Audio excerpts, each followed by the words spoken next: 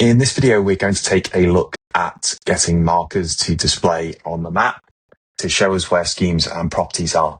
So I can go ahead and do that by clicking on the relevant checkboxes on this panel on the right-hand side. So if I wanted to see where out-of-town units are, I can click out of town and that's going to show me out-of-town schemes. Next is shopping centres. So they're displayed, they're colour-coded. So out-of-town is purple, shopping centres are green, and leisure are orange.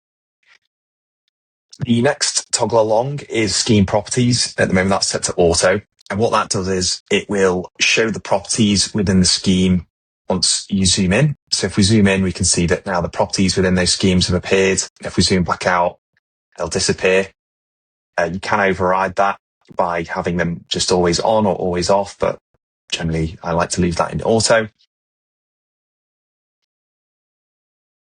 The next setting along is for standalone properties. So if we turn that on, that is going to show us any properties that are not within a scheme. So they can obviously be in town or they can be out of town. They're just not within a scheme. Next is this button up here, which is called overlap markers. So that's currently turned off. And what that means is we get this nice clean view of where properties and schemes are located. However, sometimes it can be a little bit misleading.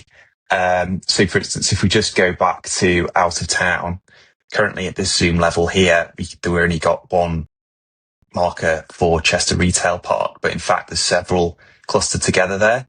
And so if we turn this on, what it does is it allows the markers to overlap, so they'll always be displayed. So that can be useful if you want to see it like that, but sometimes you might want to turn it off if you're just looking for a clearer view, or if you're looking to take a screenshot or do a report or that kind of thing. So that's what the overlap markers button does up there.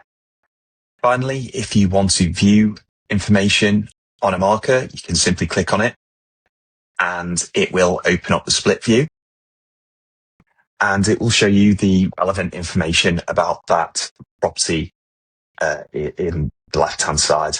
Likewise, you can click on properties themselves and it's going to show you the relevant property for that marker that you've clicked on.